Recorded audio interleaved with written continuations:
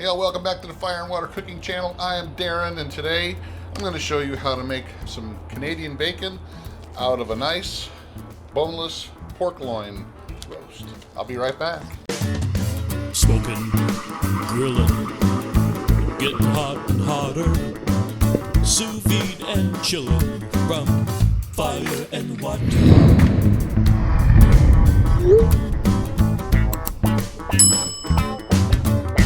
Alright guys, I am back, and what I'm going to show you today is how to actually make some great Canadian bacon out of boneless pork loin.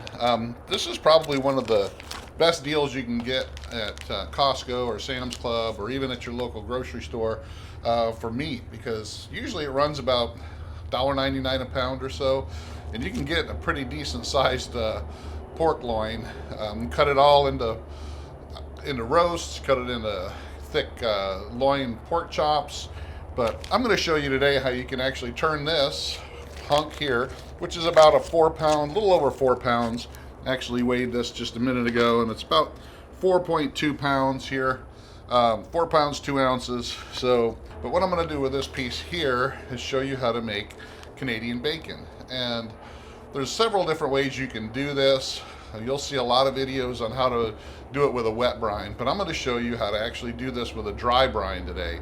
Dry brining to me is actually a lot more convenient, a little bit easier, takes up less space, because you really don't need to have a big bucket or pan or pot full of water it's taking up room in your refrigerator. You can pretty much just put your dry brine on the meat and vacuum seal it up just like it is here, and actually cure it just the same you would if it was sitting in a wet cure or wet brine. But we're going to just do it with a dry cure and see how it turns out. I've done this several times with other pieces of meat, especially with corned beef. I've done that with pastrami. So we're going to do it to make Canadian bacon. I'm going to show you how to do it. I'll be right back. Alright guys, I'm back. I got my pork loin out of the vacuum sealer bag. A lot of times online you're going to see people will trim off this excess fat, the fat cap here. I'm actually going to leave this on because I'm going to smoke this after I cure it. Get a little bit of smoke flavor to my Canadian bacon or ham, whatever you want to call it. But so I'm going to leave this on just to kind of add more flavor to it, because fat equals flavor. So I'm just going to kind of leave this alone. I didn't trim it up at all. I just cut it off from the big full loin. So I'm going to use what's called an equilibrium cure here.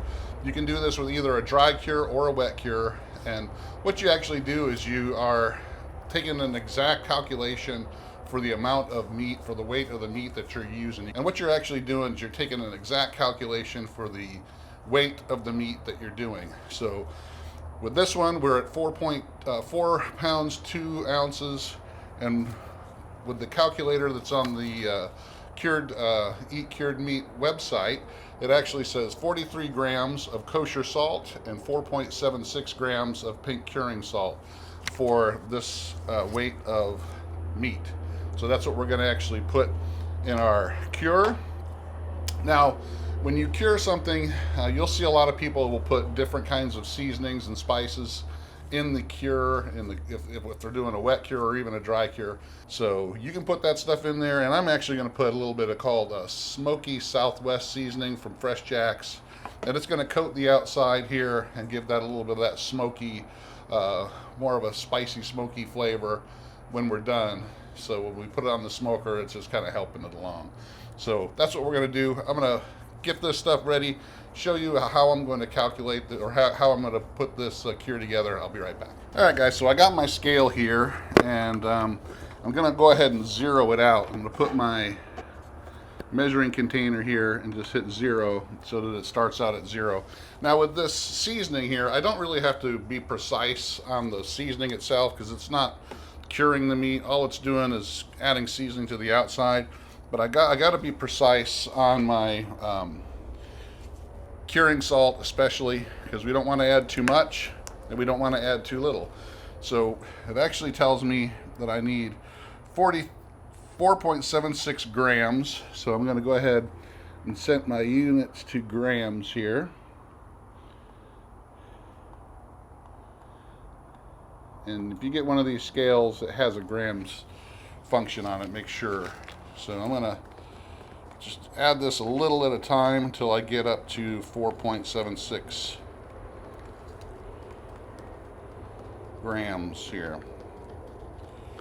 Like I said, with this curing salt, you don't want to add too much and you don't want to add too little, because you want to make sure it gets cured, but you don't want it to be over cured. All right, so I need 4.76 grams.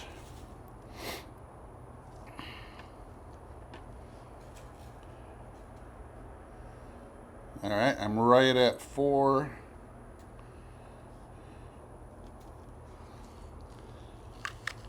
And really, this one doesn't have a 0.76 on it, so I'm going to make it right at 5, and I think we'll be fine, because this is just a little bit over 4.2. So I'm right at 5 ounces there, so that's close enough for me. I don't think we're going to be over cured with that little bit over. And now I'm going to go ahead and open up my kosher salt, and again, we need 43 grams of this, so it's actually going to be a lot. So what I'm going to do here is actually zero my scale out again.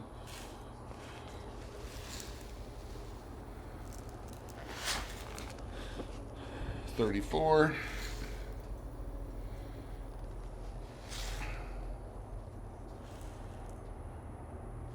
And there we go.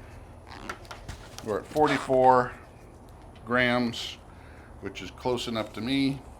And I'm going to put just about, maybe about a tablespoon, a little bit more of my Southwest seasoning here. There's probably going to be a little bit of salt in it, which is okay with me. I don't really care too much about that. It's not going to affect the cure as much as if I had too much pink curing salt in there.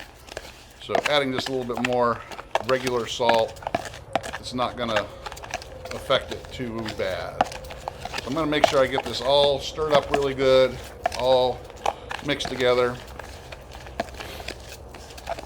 And I got my gloves here because I want to make sure I don't get any of that pink curing salt on my hands. And it just makes everything cleaner as well. Alright, so I got it all mixed together, all measured out, and all we're going to do is just kind of put it all over the meat. Alright guys, I'm going to speed this part up because you don't need to hear me talking the whole time, but just make sure you get this completely covered with the cure. Make sure you rub it every inch on the ends, every part of it. Wipe up all the excess cure from the pan with the meat itself. And that's it guys, we're going to put it in our vacuum bag, vacuum seal it up, stick it in the fridge for about 7 to 10 days, and we're going to be good. I'll be right back.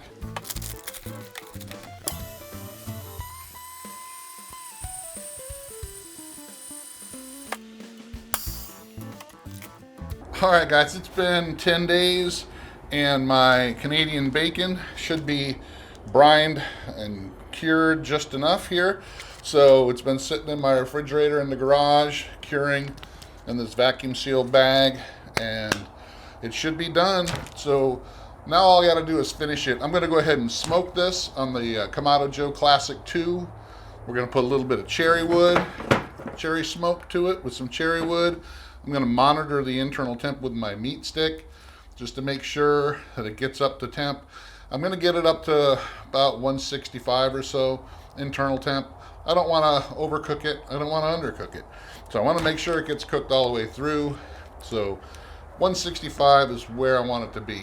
I'm going to have my fire set at about 275 or so. Let me get this out of the bag. I'm going to wash that cure off really, really well. And then we're going to put just a little bit of Meathead's pork rub on here. Meathead's amazing. Just to add a little bit of sweetness to it. I'm not going to really cover it deep, just a little bit. I'll be right back. Alright guys, I got my Kamado Joe fired up with the grill gun. Really only takes a couple minutes for that to get going. You can already see some smoke rolling out. You can smell the cherry already starting to catch. So I took my Canadian bacon out of the bag, washed off the brine or cure really, really well. And now we're just going to put just a little bit of this Meathead's pork rub here. Like I said, I'm not going to really super coat it, just enough to have a little bit of flavor on there, a little bit of sweetness.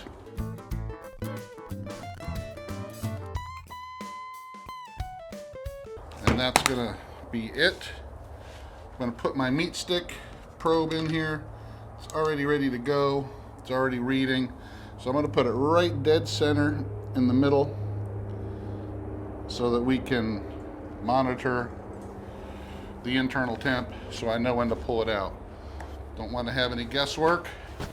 Like I said, 165 will be fine for this.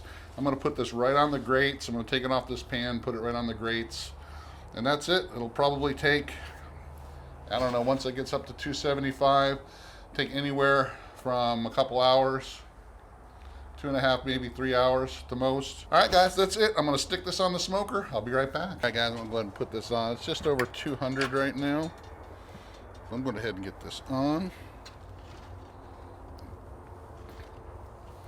Make sure we monitor this. So I'm going to put it right in the middle. Got my plates in there for indirect. I'm going to cut back my vents just a little bit so that I don't want it to go really far over my designated temp. So the meat stick will now start monitoring the temperature of the smoker and the internal temp of the meat, so I can actually monitor that from inside. All right, guys, I'm just showing you here the meat stick monitoring it. The grill's up to 246. Internal temp of the meat's 88 degrees, so I'm just going to keep an eye on it. Make sure the temp doesn't go too high on either one of them. I'll be back. All right, guys. The thermometer just told me it's right at about 162 internal. So I'm going to go ahead and take a look at it. And it looks good to me. I'll give you a little close-up. It looks done to me. I think I'm going to pull this off and slice it up, and we'll take a nice taste test. All right, guys, I'm going to go ahead and take a slice out of this. It's still real warm, but that's okay. It looks really good to me. Oh yeah, that's Canadian bacon. Check that out, guys. Nice and pink. A little bit of fat. Nice and cured. Still got some heat coming off of there.